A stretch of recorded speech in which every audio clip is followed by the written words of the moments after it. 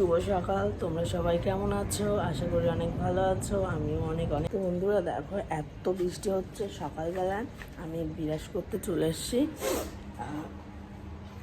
বাইরে তো যেতে পারবো না, ঘরে বসে এমনি বিরাজ করি আমরা যেহেতু। আর বাইরের ওয়েদারটা এতটাই ঠান্ডা ঠান্ডা, আমার খুব ঠান্ডা লাগছে। বন্ধুরা দেখো, সব কাজ সেরে এখন চলে আসলাম মায়ের ঘরে। আমি আমার গোপু সোনাকে তুলবো আর গোপুকে খেতে দেবো। আর বেলার থেকে আমার মেয়ে পুজো দেয়, আর সন্ধ্যাবেলা আমার শাশুড়ি দেয়। যেহেতু এখন আমার শাশুড়ি মা নেই, আমি তো এখন আমি পুজো দিতে বসছি। তো দেখো বন্ধুরা, আমার গোপালকে শিরা দেওয়া হয়ে গেছে, স্নান সেবা করা সব হয়ে গেছে। এখন আমি চলে যাব রান্নাঘরে।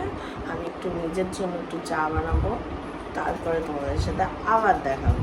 তো আমি চা বানানোর জন্য জল নিয়ে নিচ্ছি।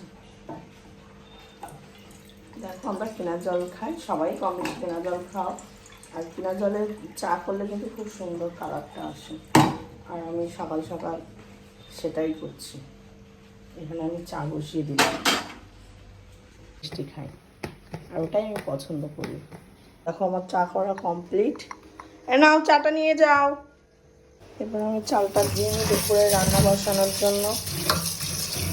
আমি সকালে টিফিন হালকা কিছু করবো আজকে। তো দুপুরে তো আমিও দুটো বিস্কিট নিয়ে চা নিয়ে বসে। চা তো খাওয়া গেল। তো এবার আমি ঘরটা মুছে নিই। ঘর না, সরি, ঘর মুছবো না, আমি খাট আলমারি এইটা দিয়ে আমি মুছি।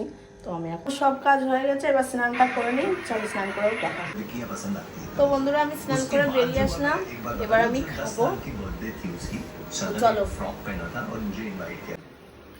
ডিম ভাজাটা দিয়ে দিই। এটা কিন্তু আমার ভাত বাড়ছি না, এটা আমার মেয়ের ভাত বাড়ছে, আমি খাবো। এখানে ডালটা তুলে নিচ্ছি ওর জন্য।